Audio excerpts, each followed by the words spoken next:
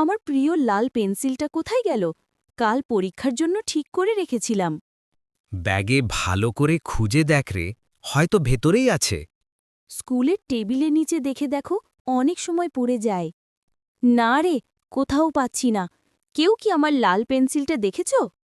চিন্তা করিস না, আমরা সবাই খুঁজে দেখি। 1 মিনিট, টেবিলের নিচে কিছু দেখছি। এটা কি তোর পেন্সিল? হ্যাঁ, এটাই আমার পেন্সিল। ধন্যবাদ সুহন। দেখেছ, বন্ধুরা একসাথে থাকলে কিছুই হারায় না। ঠিক বলেছ, বন্ধুত্ব মানেই একে অন্যকে সাহায্য করা।